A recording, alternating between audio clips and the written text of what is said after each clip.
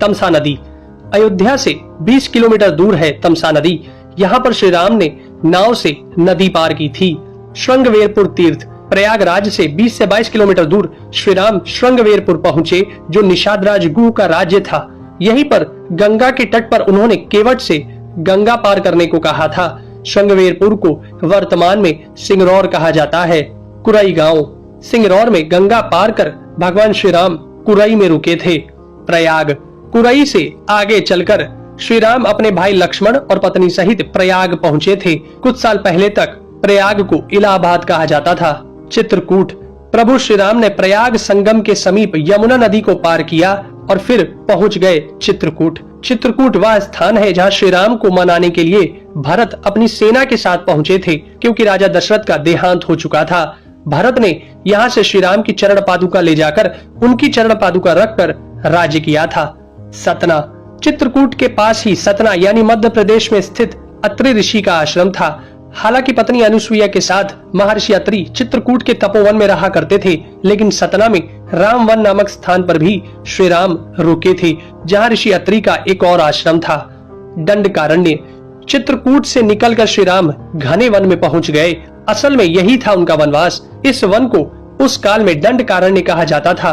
मध्य प्रदेश, छत्तीसगढ़ और महाराष्ट्र के कुछ क्षेत्रों को मिलाकर दंडकारण्य था। दंडकारण्य में छत्तीसगढ़, उड़ीसा, तेलंगाना एवं आंध्र प्रदेश राज्यों के अधिकतर हिस्से शामिल थे। दरअसल उड़ीसा की महानदी के इस पास से गोदावरी तक दंडकारण्य का क्षेत्र फैला हुआ था। इसी दंडकारण्य का ही हिस्सा है तेलंगाना का एक शहर भद्राचलम। गोदावरी नदी के तट पर बसा यह शहर सीता रामचंद्र मंदिर के लिए प्रसिद्ध है। यह मंदिर भद्रगिरी पर्वत पर है। श्री राम ने अपने वनवास के दौरान कुछ दिन इस भद्रगिरी पर्वत पर ही बिताए थे।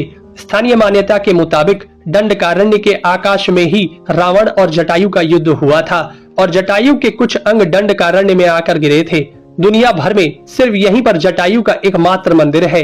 दंडकारण्य वन अब सिमटकर वर्तमान में भारत के छत्तीसगढ़ राज्य में ही रह गया है। पंचवटी। नासिक। दंडकारण्य में मुनियों के आश्रमों में रहने के बाद श्री राम अगस्त्य मुनि के आश्रम गए। यह आश्रम नासिक के पंचवटी क्षेत्र में है, जो गोदावरी नदी के किनारे बसा है। यहीं पर लक्ष्मण ने सूर्पनखा की नाक काटी थी। श्री राम ने खरवादूषण के साथ युद्ध किया था।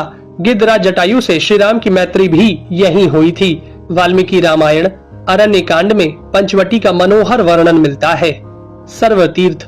नासिक क्षेत्र में ही सूर्पनखा की नाक कटी तथा मारीच और खरवादूषण के वध के बाद ही रावण ने सीता का हरण किया और जटायु का भी वध किया था, जिसकी स्मृति नासिक से 56 किलोमीटर दूर ताकेड़ गांव में सर्वतीर्थ नामक स्थान पर आज भी संरक्षित है। जटायु की मृत्यु सर्वतीर्थ नाम के स्थान पर हुई, जो नासिक जिले से इगतपुरी तहसील के ताकेड़ गांव में मौजूद है। इस स्थान को सर्वतीर्थ इसलिए कहा गया क्योंकि यहीं पर मरणासन्न जटायु ने सीता माता के बारे में बताया। राम जी ने यहाँ जटायु का अंतिम संस्कार करके पिता और जटायु का श्राद्ध तर्पण किया था। पर्णशाला। पर्णशाला तेलंगाना के खम्माम जिले के भद्राचलम में स्थित है। यह रामालय से लगभग 1 घंटे की दूरी पर स्थित है। पर्णशाला को पंचशाला या पंचशाला भी कहते हैं। पर्णशाला गोदावरी नदी के तट पर स्थित है। यही वह स्थान है जहां से सीता जी का हरण हुआ था। हालांकि कुछ मानते हैं कि इस स्थान पर रावण ने अपना विमान उतारा था। इस स्थल से ही रावण ने सीता को पुष्पक विमान में बिठाया था, यानी सीता जी ने धरती यहाँ छोड़ी थी। इसी से वास्तविक हरण का स्थल यह माना जाता है। यहाँ पर राम सीता का प्राचीन मंदिर है। तुंगभद्रा। सर्वतीर्थ और पर्णशाला के बाद श्री राम लक्ष्मण सीता जी की खोज में तुंगभद्रा तथा कावेरी नदियों के क्षेत्र में पहुंच गए। तुंगभद्रा एवं कावेरी नदी क्षेत्रों के अनेक स्थलों पर वे सीता जी की खोज में गए। शबरी का आश्रम। श्री राम और लक्ष्मण सीता की खोज में तुंगभद्रा और कावेरी नदी को पार करते हुए चल दिए। जटायु और कबंध से मिलने के पश्चात वे ऋषिमुख पर्वत पहुंचे। रास्ते में वे पंपा नदी के पास शबरी आश्रम भी गए, जो आज केरल में स्थित है। पंपा तुंगभद्रा नदी का पुराना नाम है। इसी नदी के किनारे पर हम्पी बसा हुआ है। रामायण में हम्पी का उल्लेख वानर राज्य किष्किंधा की राजधानी के तौर पर किया गया है। केरल का प्रसिद्ध शबरीमलय मंदिर तीर्थ इसी नदी के तट पर स्थित है। ऋषिमुख पर्वत। मलय पर्वत और चंदन वनों को पार करते हुए वे ऋष्यमुख पर्वत की ओर बढ़े। यहाँ श्री राम ने हनुमान और सुग्रीव से भेंट की, सीता जी के आभूषणों को देखा और बाली का वध किया। ऋष्यमुख पर्वत वाल्मीकि रामायण में वर्णित वानरों की राजधानी किष्किंधा के निकट स्थित था। ऋष्यमुख पर्वत तथा किष्किंधा नगर कर्नाटक के हम्पी जिला बेल्लारी में स्थित है। पास की पहाड़ी को मतंग पर्वत माना जाता है। इसी पर्वत पर मतंग ऋषि का आश्रम था जो हनुमान जी के गुरु थे। कोडिकरई। हनुमान और सुग्रीव से मिलने के बाद श्री राम ने वानर सेना का गठन किया और लंका की ओर चल पड़े। तमिलनाडु की एक लंबी तट रेखा जो लगभग 1000 किलोमीटर तक विस्तारित है। कोडिकरई समुद्र तट वेलांकनी के दक्षिण में स्थित है, जो पूर्व में बंगाल की खाड़ी और दक्षिण में पाल्क स्ट्रेट से घिरा हुआ है। यहाँ श्री राम की सेना ने पड़ाव डाला और श्री राम ने अपनी सेना को कोडिकरई में एकत्रित कर विचार विमर्श किया, लेकिन श्री राम की सेना ने उस स्थान के सर्वेक्षण के बाद जाना कि यहाँ से समुद्र को पार नहीं किया जा सकता और यह स्थान पुल बनाने के लिए उचित भी नहीं है। तब श्री राम की सेना ने रामेश्वरम की ओर कूच किया। रामेश्वरम समुद्र तट एक शांत समुद्र तट है और यहाँ का छिछला पानी तैरने और सन बाथिंग के लिए आदर्श है। रामेश्वरम प्रसिद्ध सनातन तीर्थ केंद्र है। भगवान श्री राम ने लंका पर चढ़ाई करने के पहले यहाँ भगवान शिव की पूजा की थी। रामेश्वरम का शिवलिंग श्री राम द्वारा स्थापित शिवलिंग है। धनुषकोडी या धनुषकोटी। 3 दिन की खोजबीन के बाद श्री राम ने रामेश्वरम के आगे समुद्र में वह स्थान ढूंढ निकाला जहां से आसानी से श्रीलंका पहुंचा जा सकता हो। उन्होंने नल और नील की मदद से उक्त स्थान से लंका तक का पुनर्निर्माण करने का फैसला लिया।